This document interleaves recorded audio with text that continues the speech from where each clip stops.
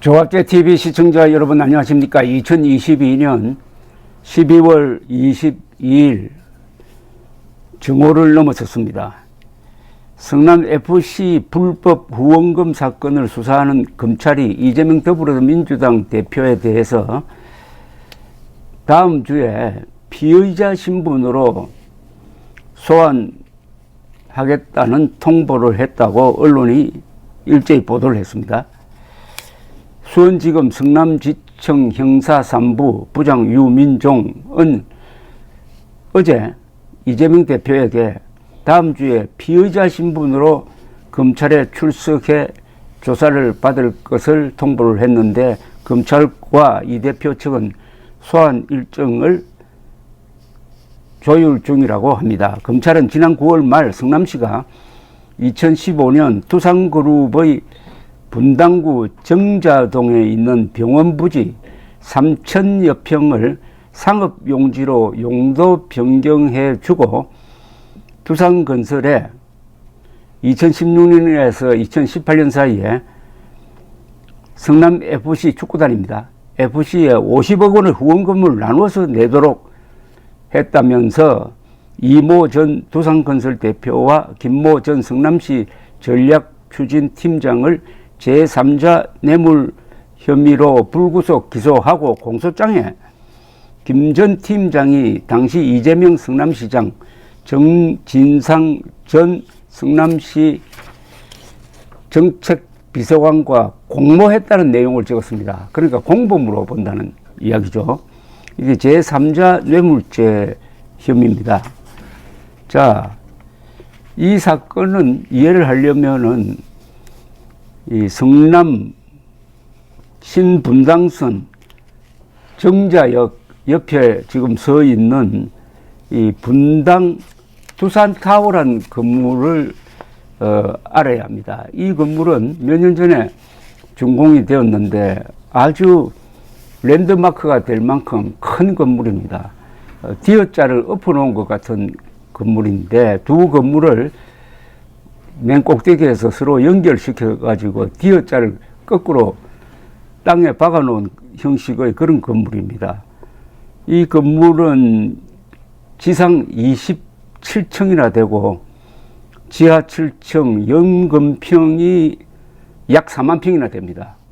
이 건물이 세워지는 과정에서 뭐가 있었다는 거죠?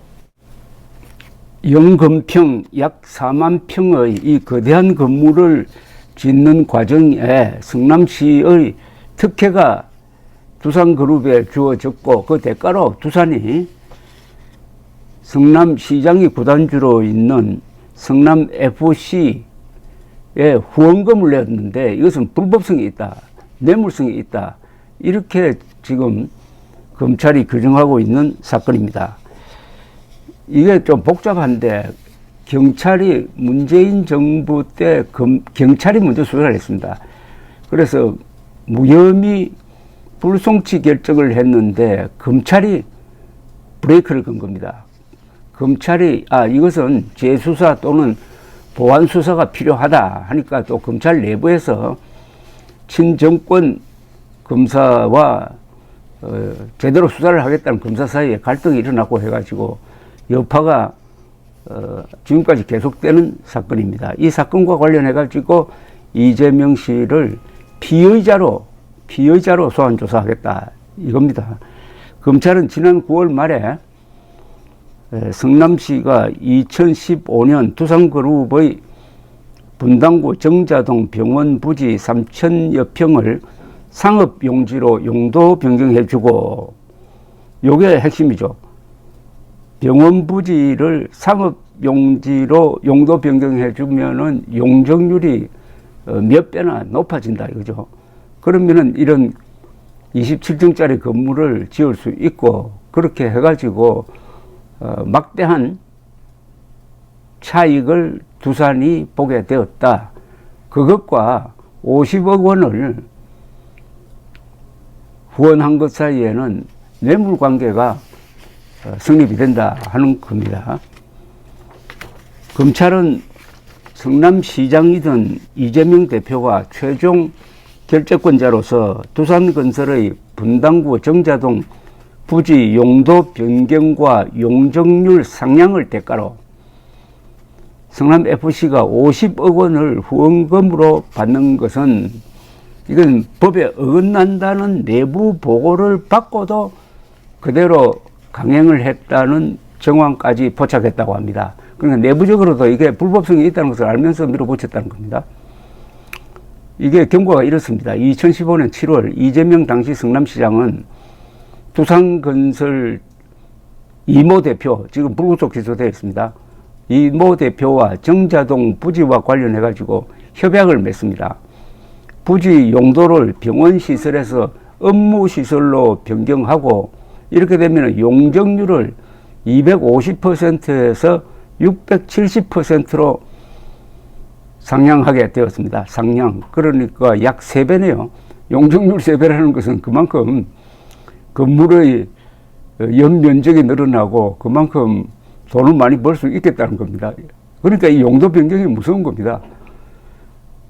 용도 변경과 관련한 이런 부정부패가 전국적으로 아주 만연하고 있는데 그 원리가 그겁니다. 용도 변경하는 즉시 한 평이 10평이 될 수도 있고 그러니까 가만히 앉아가지고 어마어마한 수익을 보게 된다 이거죠. 그러니까 거기에 유혹이 있는 것이고 결재권자, 허가권자와 유착될 수 있는 소지가 큰데 그것을 막으려면은 검찰, 언론 또는 내부, 외부의 감사와 감시가 작동돼야 합니다. 그런데 이 좌파 정권 하에서는 거의 다 한 통속으로 놀기 때문에 이게 되지 않습니다. 그래서 좌파는 숙명적으로 부패할 수밖에 없고 그 권력이 강할수록 부패의 정도는 커진다 하는 게 하나의 원리입니다. 협약에는 성남시가 두산건설의 기부 체납 부지 일부를 성남시에 무상 제공하는 거죠. 두산건설의 기부 체납 비율을 낮춰주는 대신에 두산건설이 50억 원을 성남FC에 준다는 내용이 포함되었습니다.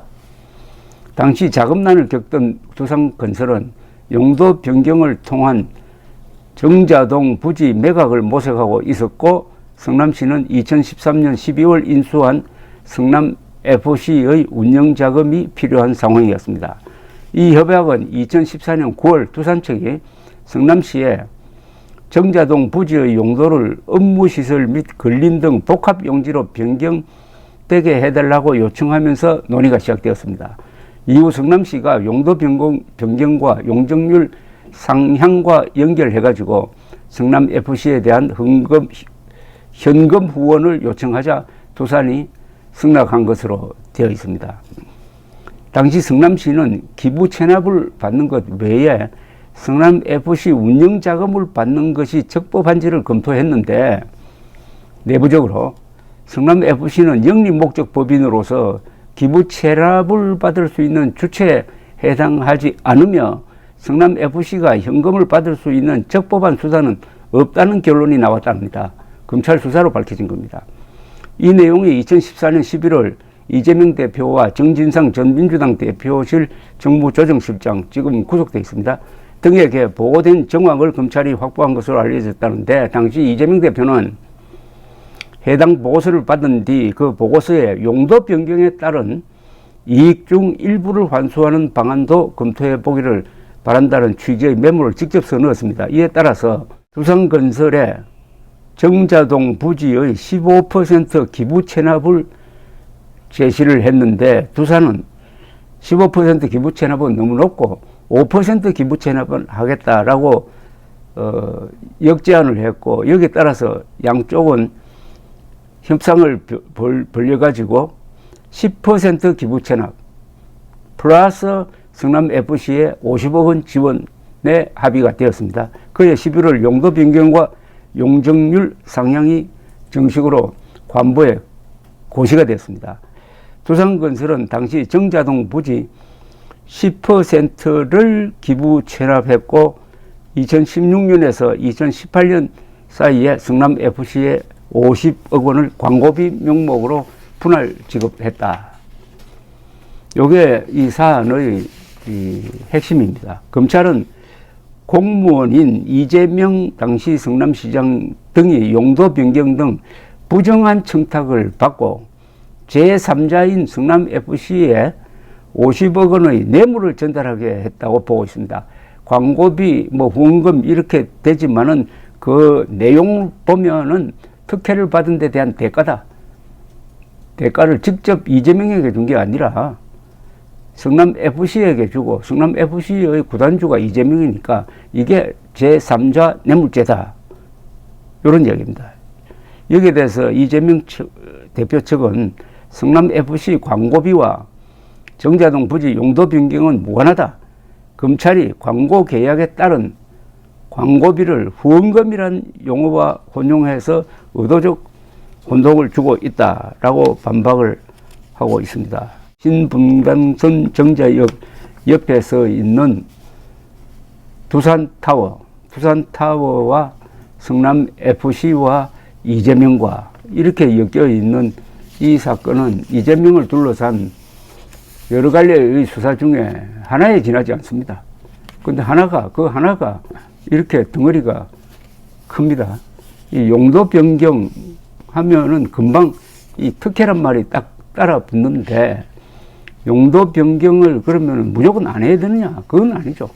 용도 변경을 꼭 해야 될 때는 해야 됩니다. 그럴수록 용도 변경에 관련된 공무원은 언제든지 언론이나 검찰의 취재 또는 수사가 들어올 수 있다는 것을 예측을 하고 철저하게 투명하게 법을 지켜서 해야 된다는 교훈을 남기고 있습니다. 또 언제 용도 변경과 관련해 가지고 큰 정치적 스캔들이 터질지 모릅니다. 이 용도 변경이 바로 지뢰밭입니다. 감사합니다.